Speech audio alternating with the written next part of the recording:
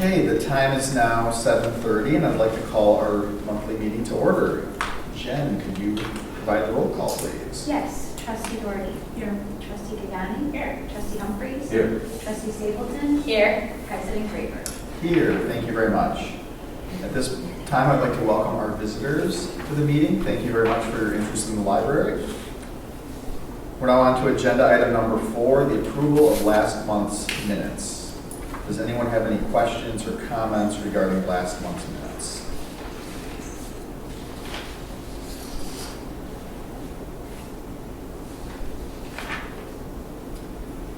Do we have a motion to approve last month's minutes?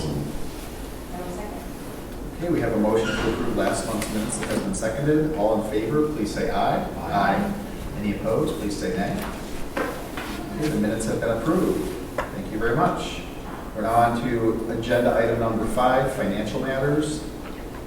Julie, can you let us know how we're doing? We're doing great. We are 41.6% through the year as of the end of May. We are under budget in all expense lines with the exception of those couple that have annual expenses that have already been paid. MCI continues to hit all of its targets as far as the boiler project, so the next payment to them is included on this list of financials. And yeah, that's all I had for financials this month. I have a question about investment income and revenue. Sure. So we're at like 247% received. That's where I was just wondering, year-to-date revenue on investments. I just want to know where I can put my money.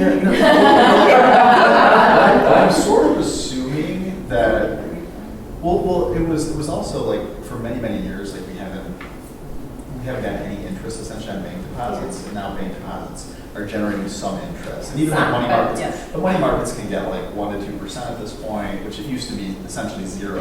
Yeah. And we don't invest any of our income. The Village of Downers Grove does it on our behalf. And so it is pooled with their funds and we get our tiny little percentage, but they've been doing very well. So by extension, we are also doing well. We only budgeted $2,000. Exactly. So, and that was based on all those previous years when no one was getting Right. any investment return on anything. Now we've started to actually see some investment returns. Good question.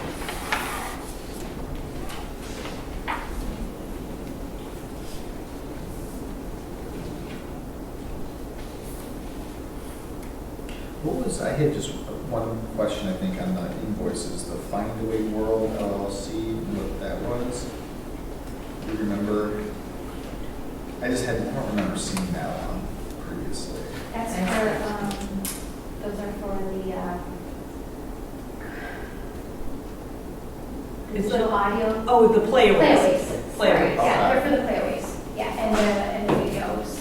Okay. Yeah. Have you seen the little views, this little Playaways video? and Yeah. videos, Yeah. Yeah. Yeah, That's what they've got them. Findaway is. Yeah, it's Yeah. the little player that Yeah. comes Yeah. with like little headphones. In the library of things.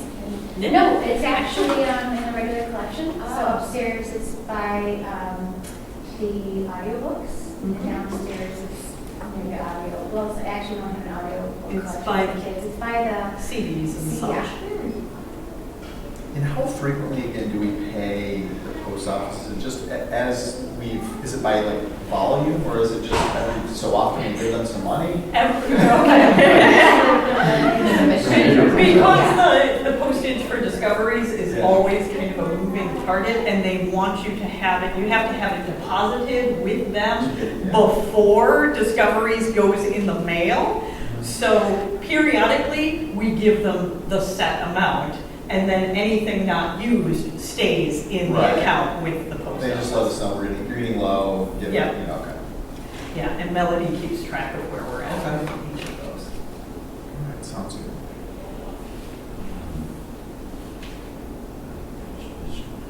Oliver Lawrence, is that a program?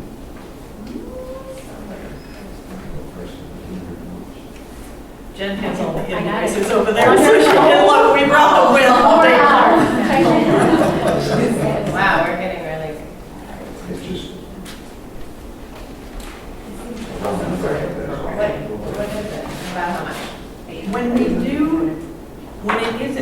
individual, usually it's last name, comma, first name. So it's a company of some sort, even if it's like just a program company.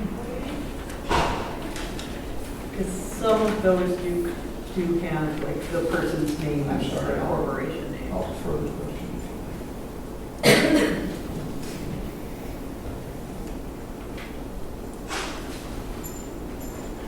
Like Evan P. Singer is usually the one who does. What's the amount for? 800.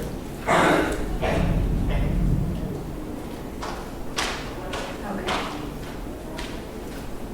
Dr. Olive Lawrence. 10 hours of teaching classes. Oh, this might be for the access classes? Oh, she's Yeah. the, yes, Yeah. it's the Access, our new Yep, teaching access Microsoft classes. Access. Yep.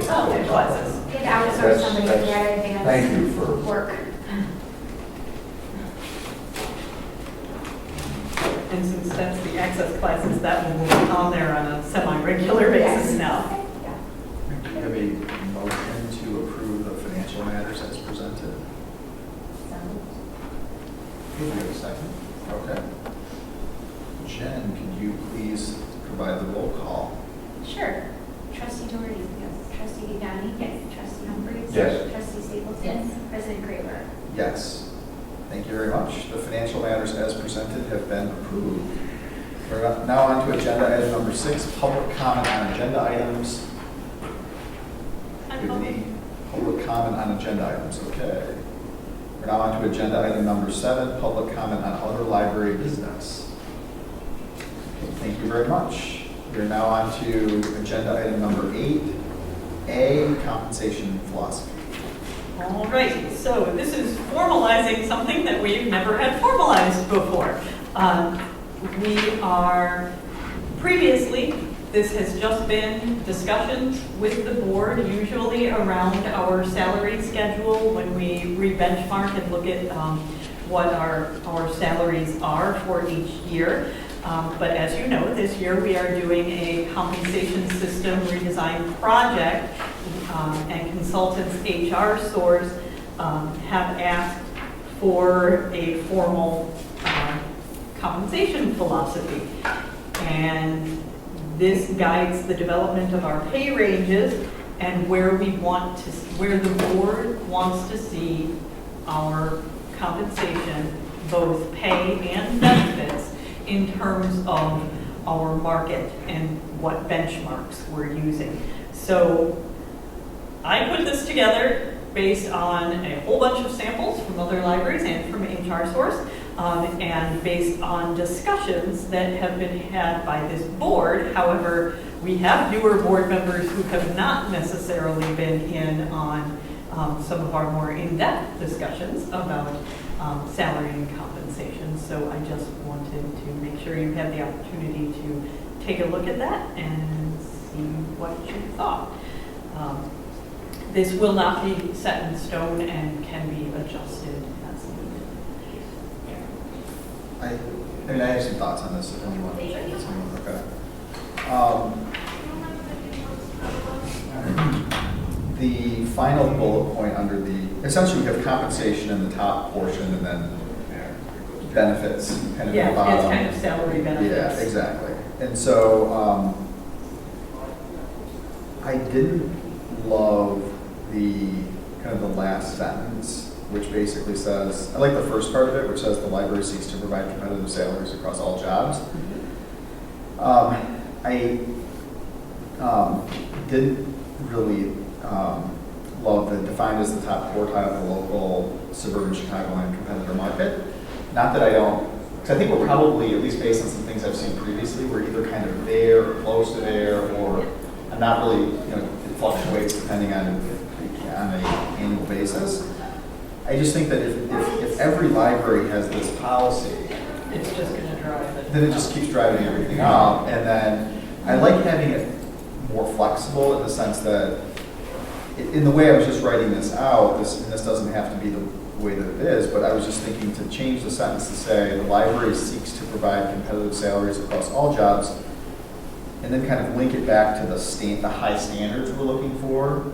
So and then I just put a comma, in a manner that attracts and retains staff that meet the high standards set forth in the library's purpose, values, and strategic plan goals. Because I just think that we could, like, whether or not we're attracting and retaining people, to me is the critical element. It's not necessarily, if we're attracting and retaining people, then we're doing the right thing. If we're not, then we're not. We need to adjust the compensation policy from there. So I think that should be the focus, rather than kind of the arbitrary of, well, we're not the top quartile. Well, you know, we haven't had anybody leave and we're attracting really good people. So we're off, you know, we are offering, you know, a good overall environment. One of the things that HR Source is looking for from your compensation philosophy is a benchmark target.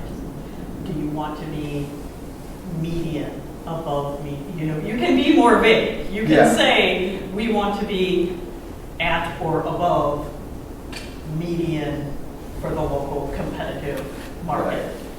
That is perfectly legitimate as well, and then we can see how far above can be.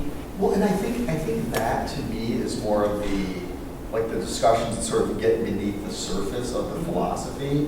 I just think the philosophy is the number one goal here is to attract and retain the right people.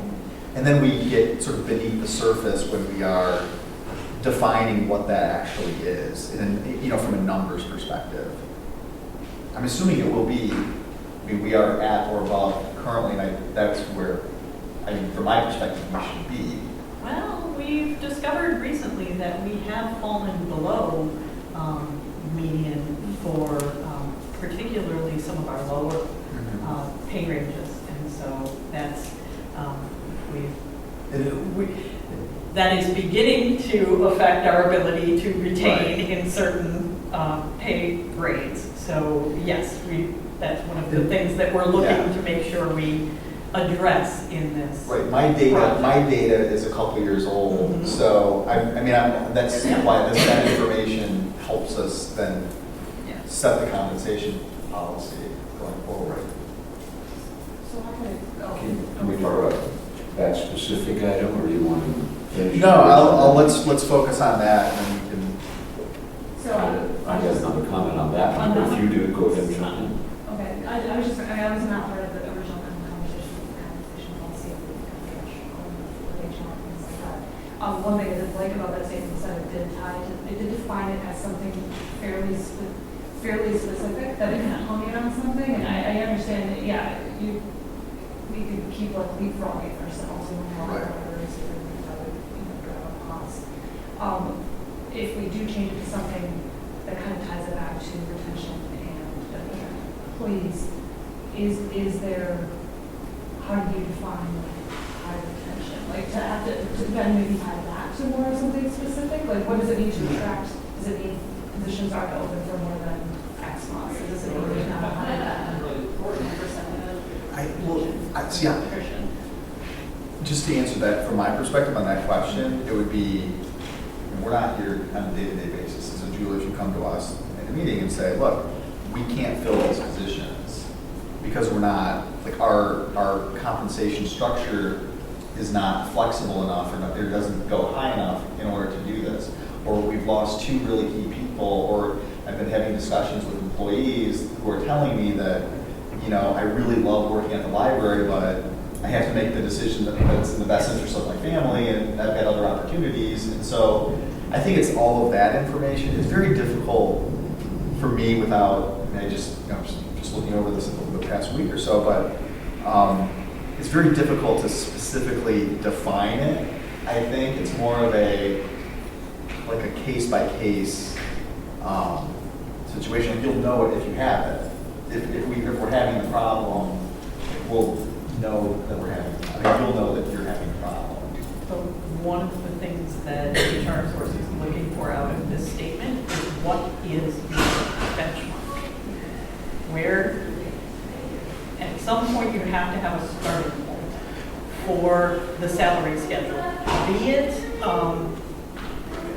one benchmark that has been used in the past but is no longer active with the Illinois Public Library Standards used to say that your starting librarian salary should be equal to a starting master's degree teacher's salary in your local school district.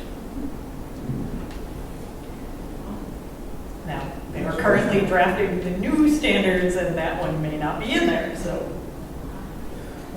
Or mine. Go ahead, I'm sorry.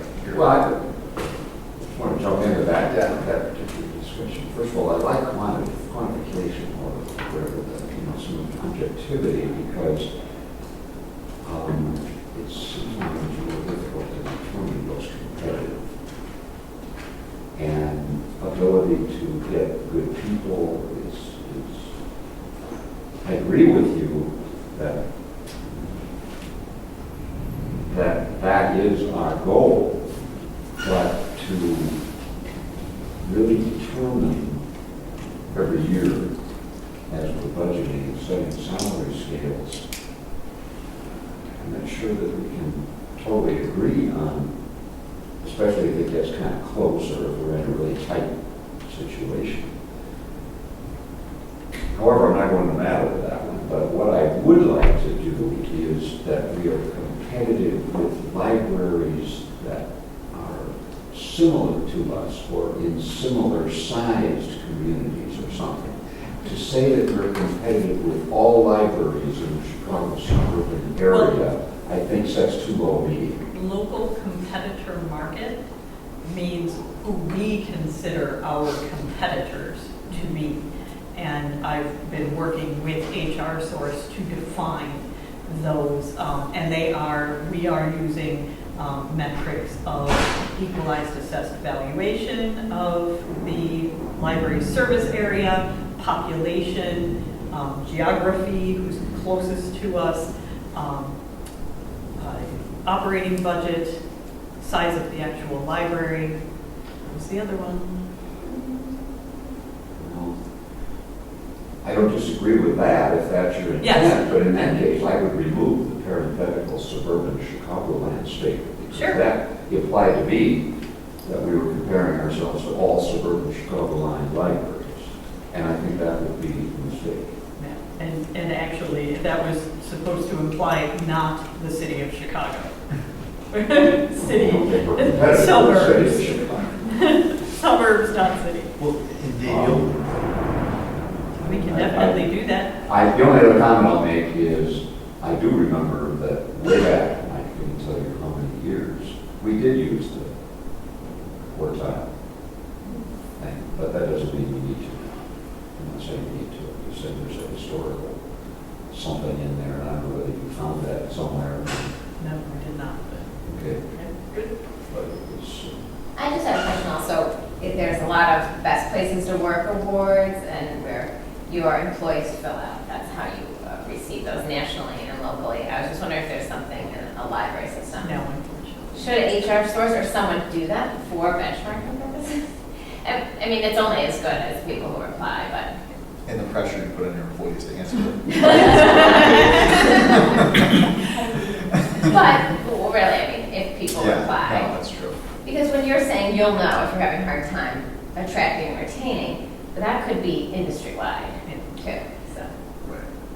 Well, and we can scale it back to something more vague as, above average rather than top quartile, and then how far above average can be determined when we re-benchmark every year. That's another way of doing it. You can do between, you can even put in a between, Yeah. It's what's really difficult for me too is trying to factor in that you have some employees, let's say, who've been here for 25 years, who, let's say that person leaves and you have a new person start in their position, and just based on their experience and seniority and other factors, they're making less. Let's assume that person is below average, but they're still a great employee, and they're still it's very difficult to factor those sort of intangibles into the system. well, the way libraries generally do it is the benchmark is a median salary in any pay range, and there is a base and a maximum. And you don't hire at less than the base. You also don't hire at the median level.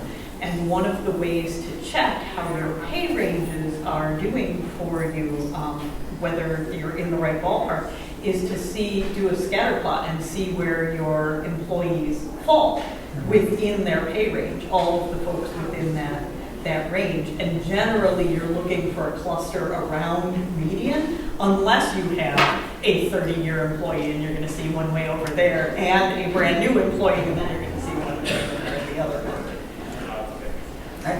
I guess my larger point is that if we're in the top quartile, that's fine. Like, that's where we are is you know, where we need to be is different from my perspective than how we define it in kind of a broader philosophy. Because there may be times where we need to be in the top 10%. And there are other times that we're closer to the top 40%, just based on kind of the ebbs and flows of what's going on. So to have kind of it as a fixed number, I know that we need to give them. Well, this isn't for individual salaries. This is about the benchmark from which our salary schedule is created. And so that actually affixes kind of that median, the median of your benchmark positions. It doesn't determine all of your positions or where you hire. It's about establishing a benchmark for your pay ranges. But do we have that information as to kind of where we are currently? No. Because that's also, it's difficult for me to kind of pick a number and say top quartile. And I mean, And that's part of the reason I preface this with this is not set in stone. It can be changed at any time. But we need to give HR Source a starting point because they do, our salary schedule was done very differently, and it was done in-house. And HR Source comes at this from a very different perspective and builds a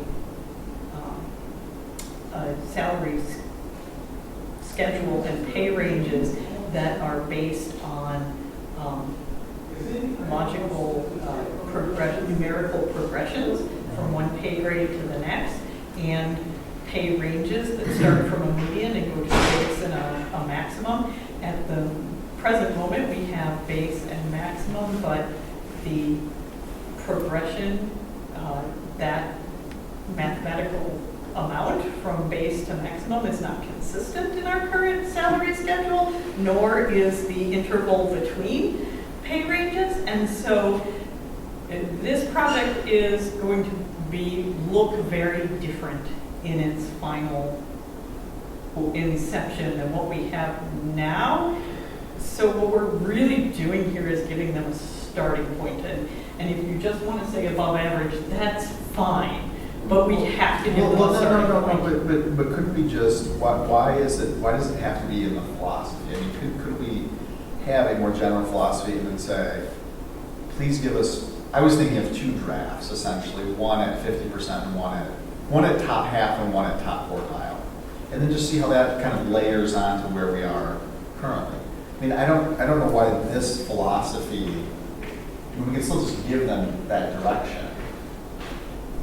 It doesn't have to be kind of, what I'm concerned about with having it as the philosophy is that, oh, you're not meeting the philosophy. You guys were supposed to be in the top quartile, and so we come back and then adjust it to top 50%, and I just, again, for a philosophy, it just seems. Could I suggest sort of a compromise? I don't know whether it's too vague or not. Could we say, instead of top quartile or something to the effect of library seeks for competitive salaries across all jobs? Let's see, defined as sufficiently above the either median or average, choice, of our competitive libraries, or how would you phrase that? We'll go library competitor market. Something If you like like that, that. we can take out suburban. Sufficiently above the median to continue to attract and retain say superior employees. So Dave, you have somebody from a resident ask you, why should our employees make more money than the ones in the Because we want to be a better library. Okay. I'll go to the mat with that one. Okay. Really. We are one of the top libraries in the country, and certainly one of the top libraries in the state, and we want to stay that way. And we have to be more than average. So then Wheaton comes back and says, we want to be better than Downers Grove. We want their people, so we're going to start paying more. We just keep going back and forth. Then we change the philosophy. I don't see that as I really don't see that as I mean, we're not going to say Wheaton in the first place. I don't know which, I was using them as an example. I know, we're going to say our local competitive. Right. But I don't want to name certain suburbs in the area, but there are some towns of our size that have considerably less.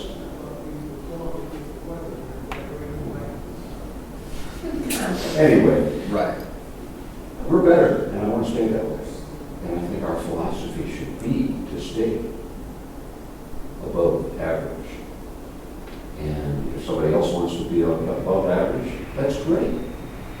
But isn't- that would be a contest I'd love to. Isn't attracting and retaining people, like, you're not going to attract and retain people if you're not above average? We're trying to what kind? The people who Above average people. Yes. I'm just saying that to define, I don't know why we have to define it in the philosophy. We have difference of opinion, but that's okay. So I have a clarifying question on what I comment. Sure.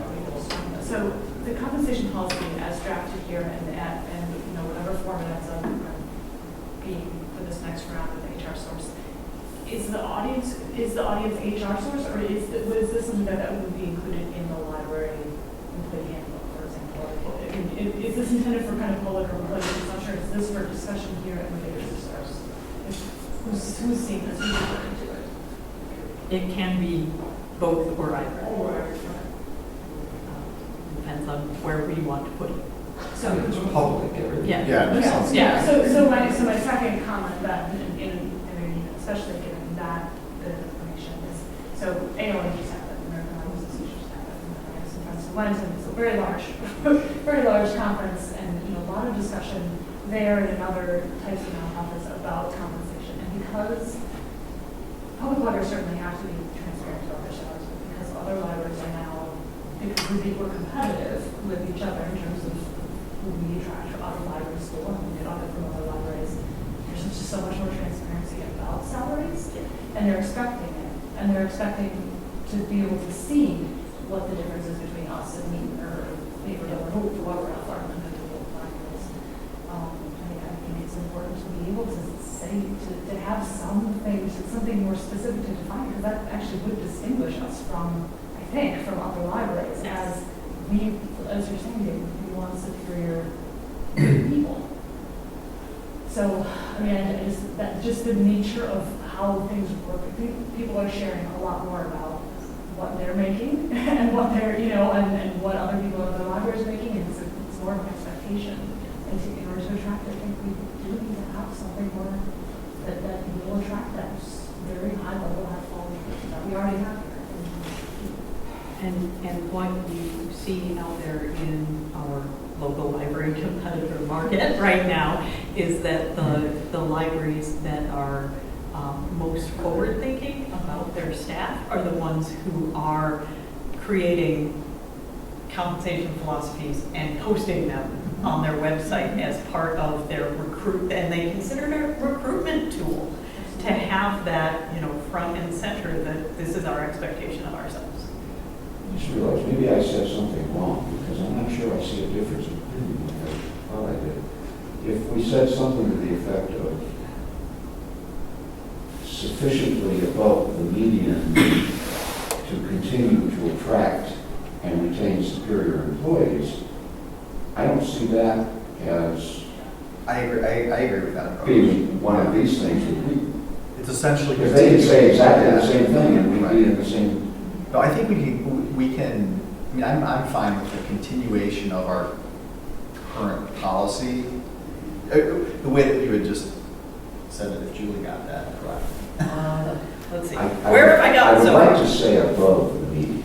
yes, so defined as, and then strike what's there, everything after defined as, and replace it with sufficiently above the median of the local library competitor market to continue to attract and retain, and then I lost it. I said superior employees. Ah, there you go.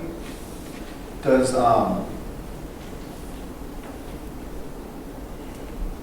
I think that's, unless anyone else has comments, I think that's a good, I think that's a good, Let's say staff, because we use call them Okay. staff in here, Fine. but yes. Maybe like some other than superior, right? Maybe we have superior people, continuing to attract. I like it. do they have, I mean, as part of this process, I'm assuming because they can't know whether we're sufficiently above average unless they show us, we know what the average is. And that report will be coming back to us about Yeah. what is our local competitor market, and they'll be able to show us what the entire suburban library average is versus what we consider our local competitors versus where they. I want to be above the median of local Local competitors. competitors, not the exactly. whole. Yeah, Right. yes, we will be getting that back. And candidates point out, if this becomes problematic, we can change it. So do we have a motion to approve the compensation philosophy? Oh, you know what, before we do that, We have a section. yes. Yes, we do. So I think we can use that same You language. know, 4,000 there twice, not just that bullet that you're changing, what's as defined as, but it's also, like the agenda item 8A, page 22. But this is not what we're not. We're only approving this, yeah. right, okay, okay, sorry. So I think you can use That's the just the same, cover. I think we could use the same language. This is very similar, but just to kind of map the same language. Oh, in bullet point 2. Yeah. Yes. Defined as sufficiently above average, which I think is actually expanding upon the benefits. Yeah. It's better, average or median. They're different. Median is the middle of a number of Yeah. libraries and averages. My sort of default on this is average, but I'm not. I'm okay. Yeah. I'm okay. And frankly, when working with benefits, because it's a lot easier to figure out what the average is in benefits because you're not quantitative in a lot of those things. Right. It's a lot easier to count up what most libraries are doing versus what most libraries are not doing than it is to try to figure out a median. And So she's gonna change I that. like change it to your I like the same language. language. Yes. Exactly. Just to keep it consistent. Sufficiently above The- average. Defined as sufficiently above the average of the local library competitor market. Yeah. Continue to attract and retain superior staff. Exactly. Okay. Okay, now, do we have a motion to approve the compensation philosophy as presented, as modified? I move it. In accordance with our discussions. Okay. We have a motion, do we have a second? So, Second. Okay, we have a motion to approve agenda item 8A, the compensation philosophy, in accordance with our discussions and as presented with comments. And I think because this relates to dollars, I think we should do a roll call. Sure. Trustee Bernard? Yes. Trustee Gagnon? Yes. Trustee Humphries? Yes. Trustee Stapleton? Yes. President? Yes. Thank you very much. Okay, we're now on to agenda item 8B, which is the authorization to transfer monies from library fund to library capital replacement fund. So, this is an annual part of our budget. We do have the CAFR, which is the certified annual financial report that is the audit by any other name of the village, which gives us our official end of 2018 balances. We have 1.2 million in the library fund and 1.1 million in the library capital replacement fund. Our budget does provide for that annual transfer of $350,000 from the library fund to the capital replacement fund, and that is how we are paying for our capital needs assessment projects, such as the boiler and HVAC system. So we are right where we need to be. There is a discussion in here in the cover about our operating reserves. The finance policy does call for an operating reserve that is calculated for this year at about $450,000, so we are well over that. So I recommend that we go ahead and move the $350,000 as budgeted. Well, I'll move it. You want to move and discuss it?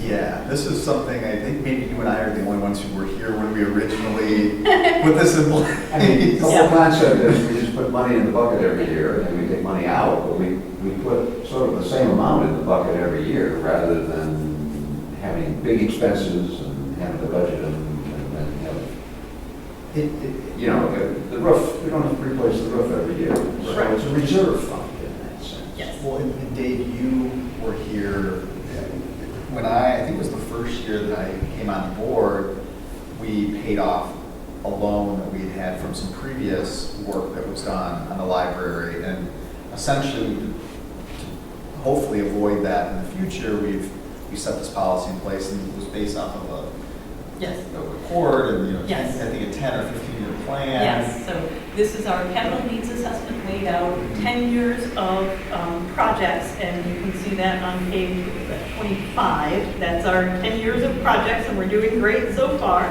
And then 26 is just a really simplified version of that budget, but it does not include any interest income, which we've been doing very well with our interest income.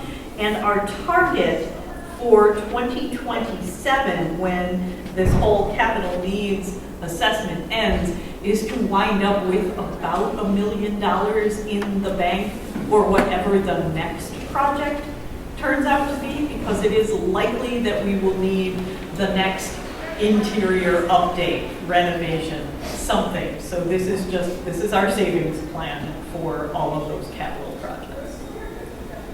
I had one comment, and I can't remember, on the one who ought to know the answer to this, but why didn't we build a flexibility in that annual payment? $350,000 in 2027 is going to be less money than it is today. You probably took an average. No, Yeah. we did, Yeah. they did factor that into the, it's like, To you the did this projects project, if themselves. you did this project today, this is what it would cost, this is what it would cost 5 years from now, the projections. And so this number was based off of like factoring in that a roof 4 years from now is going to cost more than one today. But But the we're still. point is well taken, that we're that putting less money in the bucket. eventually we probably want to put a little more as time goes on. Yeah, no, I think I even, Yeah. we've talked Yeah. in prior meetings about possibly, when we have good years, maybe put a little bit more into maybe we'll do the budgeting process. Exactly. Yeah. I think we should just look at it every year. Yeah. Exactly. But this is a definite plan, which we've never had before. So this was a great step forward. Yeah, and I view these as it's the plan, but it's also kind of the minimum. And so if we need more in 2020 to plan for 2021, Yeah. then we'll have to put more in to account for that shortage in that particular year. So, okay, so we have a motion to approve the authorization to transfer the funds. Do we have a second? Second. Okay, we have a motion to approve the transfer that has been seconded. Jen, can you provide the roll call? Sure. Trustee Doherty? Yes. Trustee Gagnon? Yes. Trustee Humphrey? Yes. Trustee Stapleton? President Green? Yes, thank you very much. We've authorized the movement of the funds to the capital replacement fund.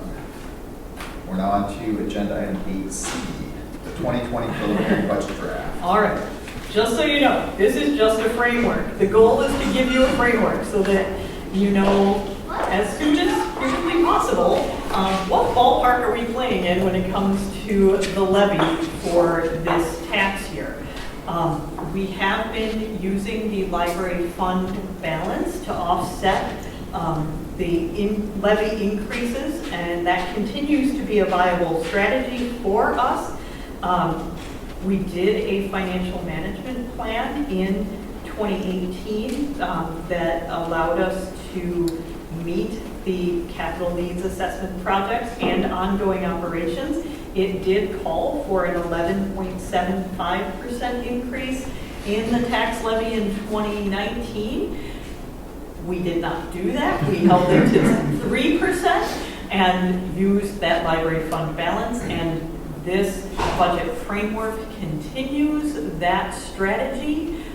We've been doing very well with it, and we do anticipate that we will actually end the year to the good in 2019 now. So this does take that into account. However, with the compensation system being redesigned and the minimum wage increases, this really is estimates here. So don't take any of this as set into stone. The closer we get, the more accurate we will be on what those things will be. We do have an August 31st deadline for submitting our tax levy request to the village, but we can also file an amended budget. We can't change the tax levy once it's submitted, but we can change those budget numbers, so we can adjust things a little bit internally if we feel that that is important once we get the compensation stuff under our belts. So we had a pretty good handle on things by the RSD. Yes. To put it mildly. So I really wanted you to know what ballpark we're playing in. This initial estimate puts it at approximately a 6% levy increase. However, we are also estimating that the equalized assessed valuation of property in the village will also be going up, and so that would offset the cost for the homeowner and keep our tax rate a little bit Who lower. helps with that assessment? The village usually gives us their initial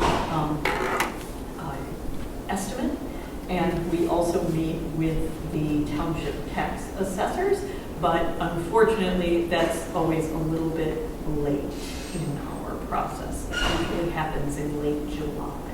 So it's fairly late in our process when we hear from our assessors on what they think. So this is a guess, but it's based on our prior years.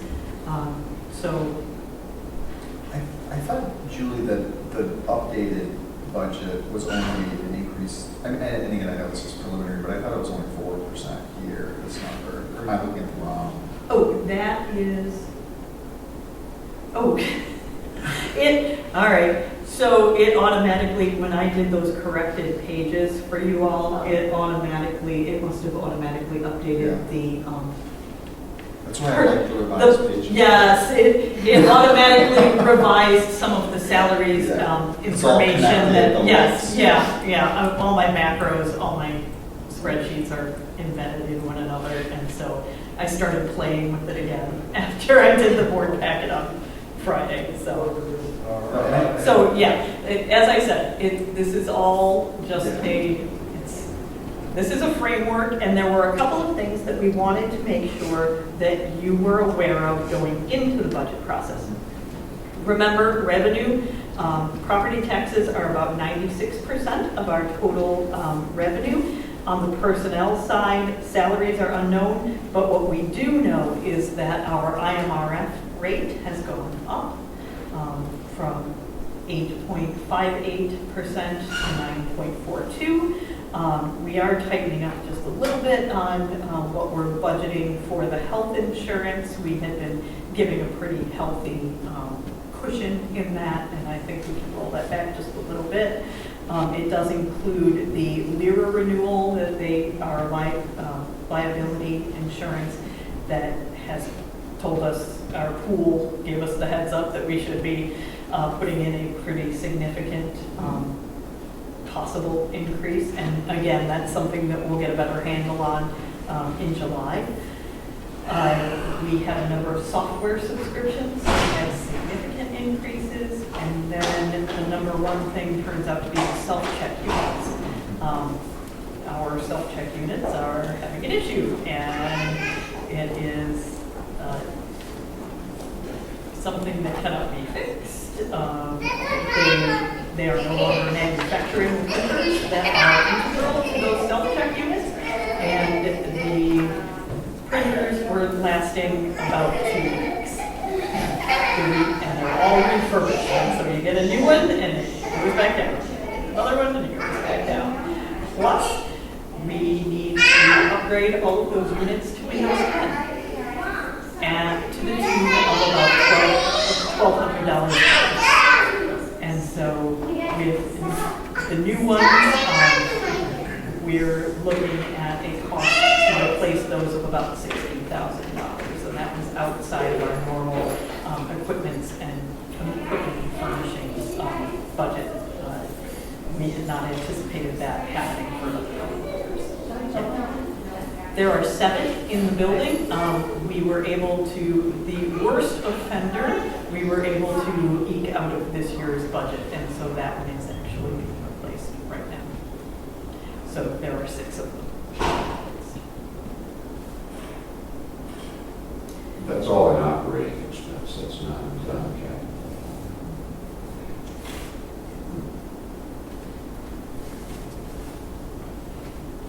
And we have been funding equipment and furnishings capital replacement out of the operating budget, and that was done deliberately. When we did the capital needs assessment, if you go back and you read that report, there is actually a furnishings component that increased the cost considerably. And so we decided to put a portion of operating funds toward furnishings each year, and to do that a little bit at a time rather than as part of the capital projects. Isn't that interesting that 75% of checkouts are self-checkout in library, where I feel like grocery stores kind of tried that and then took it out? Yeah. Yes, but the parents will let the kids do it at the library and not at the grocery store. There's not so many different variety of things. Maybe that's the difference, like waiting, bananas or something. Yeah. And I think Target still has it. Jewel took it out, but yeah. Oh, okay. Well, there is a reason that at a lot of our self-checkouts, there are little step stools, because those are the people who love them the most. That and feeding disorder.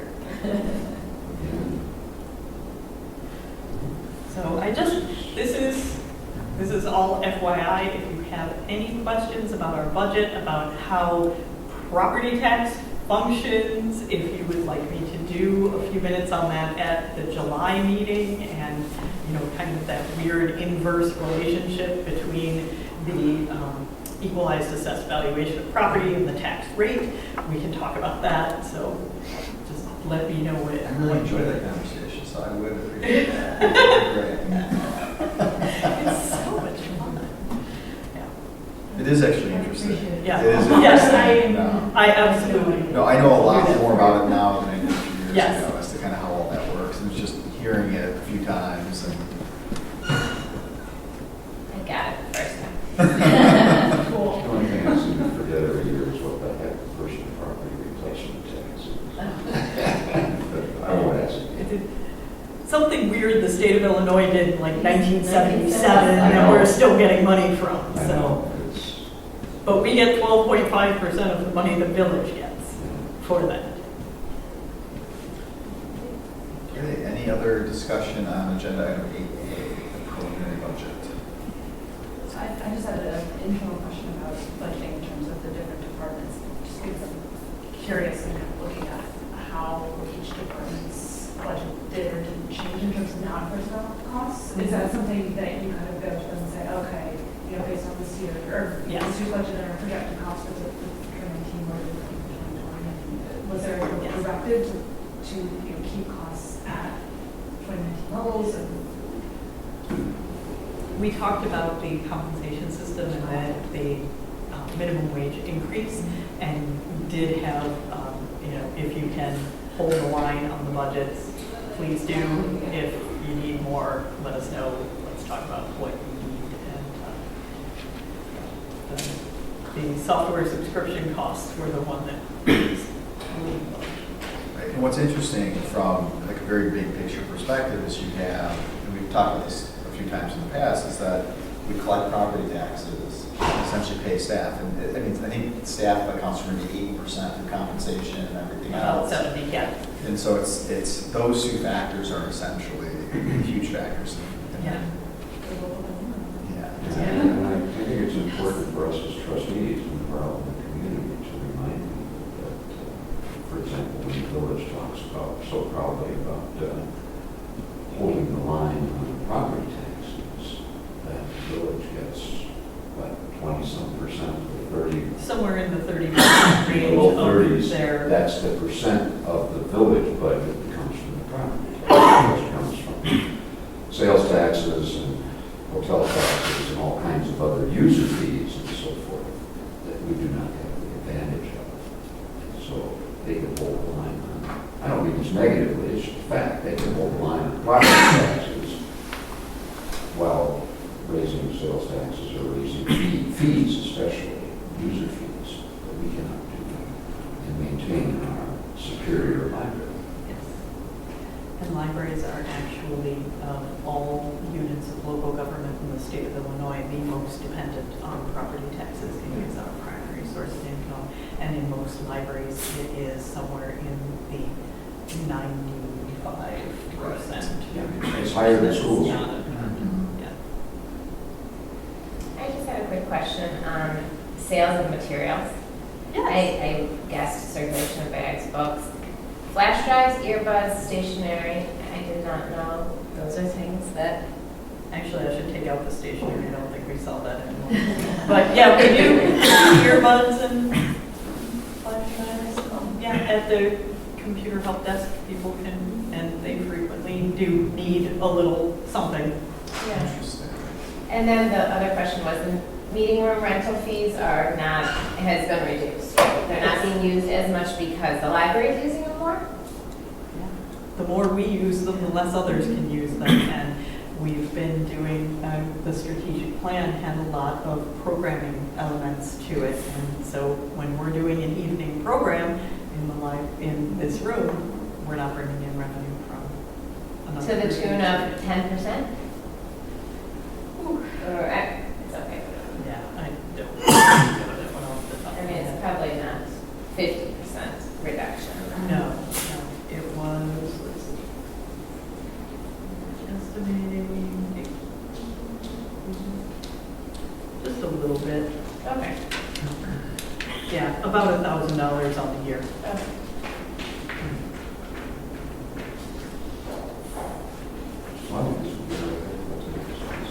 Starting point. Absolutely. All right. I believe we're on to agenda item 9A, LED replacement lighting in the fiction section. And we were very happy to have Ian's goal when we first started this was to try to bring this project in at about budget for the library capital replacement fund for the year, since the HVAC and boiler project came in so far under, and we almost made it. So our $624,000 budget for that line will go over by $937.75 if you approve the lowest responsible bidder. That bidder is BP Contractors, and the reason they're so far under is they did not mark up their materials at all. This is a young company that is looking to kind of make their name in doing public bids.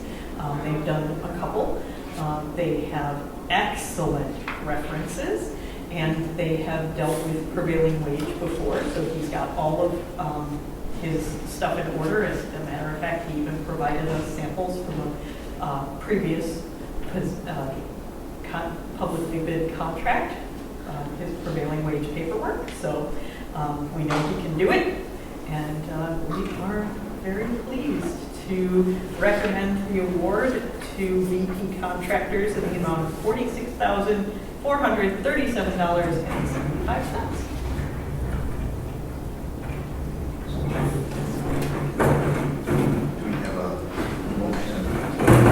I would move to approve that contract. Okay, we have a motion that has been seconded and thirded. Yes. To approve agenda item 9A, the contract to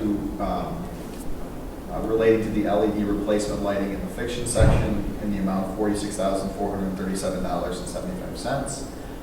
Jen, can you please provide the roll call? Sure. Trustee Doherty? Yes. Trustee Giovanni? Yes. Trustee Humphries? Yes. Trustee Stapleton? Yes. President Graver? Yes, thank you very much. We're now on to agenda item number 10, Library Director's Report. You do have my written report and those of all of our department managers in your packets. If you haven't been out front to see the little flags from the Weathered Art Project, they are out the Curtis Street exit and to the left. We will be getting more of those. They'll have 3 more dates at the Farmers Market. That is through the Art Department, which is our local community art group. And they are doing all sorts of fun things. So go out and have a look at it. This Weathered Art Project, they will have these flags that will be out at the library. And then when they do their finale in October, they will have some weathered art projects from professional artists as well as these community art projects that they are doing around town. So super fun, and it's great to be involved in this kind of project. Our staff has been out and about at outreach events kind of all over the place, so look for them at the farmers market, concerts in the park, the barbecue bowls. They'll be pretty much everywhere, as well as the children's department staff will be at some of our local schools doing summer reading club prize pickup at the schools over the summer, so look for those selected dates. And then one of our most exciting, I did mention that we were looking at getting some more exhibits in the library. Well, we just found out that we will be getting Telling a People's Story, African American Children's Illustrated Literature. It is an exhibit, and we will be having that next year. It's through the Miami University's Art Museum. And that will be with us from August until early October in 2020. So we are very excited, and that is one of the first exhibits that we've ever even applied for. And Karen Bonarek, our adult programming coordinator, kudos to her for the idea. After having the Woodstock exhibit, we loved it, and so we are applying for more, and there are even more to come. We hope. Great. What is barbecue bolt? I've never heard of it before. Oh, it's the Park District's 5K thing. Chili cook-off competition. Yeah. Yeah, it's there's a fall festival, they're band on the stage. And then our innovation team had their wonderful idea for the I Speak buttons. And so look for staff who have their buttons on in whatever language it is that they speak. And we have Croatian and Spanish and Japanese to start. So Excellent. I think that's outstanding. It is. Was that in Discoveries yet? no, it has not been in Discoveries yet. Yeah. All right, thank you. Oh, go I ahead. just have a question on the information technology manager's report. The conversations you started having with OC Creative, the web design firm, is that kind of project something that's budgeted for in Yes. this year and next year? Yes, that is, that's actually budgeted in this year in the professional services line. And it's actually in the administrative, Yeah, a lot of the library-wide projects that Paul is spearheading it, but it does span multiple, between IT and PR, and then all of the other departments that have content on there. So it really will be a cross-departmental effort. So it is in the administrative services department's professional services line. And we came in under budget, so yay, OC Creative, and we're happy to get that off the ground. And you may have seen somewhere in the discoveries was focus groups for the website. I think it's on the back cover. No, wrong page.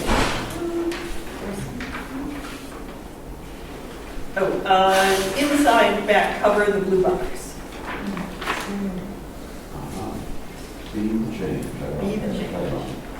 There you go.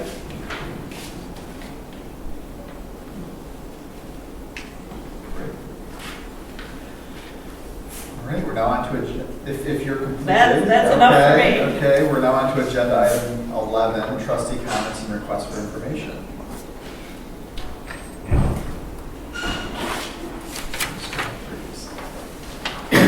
Several little things. Just on the record, the Woodstock exhibit was amazing. Just love it, and that concept is wonderful. I'm glad to hear that we're going to continue with that. Because, this create your own community cart. Oh, yes. Submit a design for a library book cart. And I think that's really fun. And I'm excited to do what things are going. And I think on that note, I was just going to mention that I appreciate getting to learn about all the fun stuff through the department report. So I think we all appreciate those, and we're not maybe, I'm not able to be here as much as I would like, but this kind of helps me get an insight as to what's going on a day-to-day basis at the library, so I really appreciate that.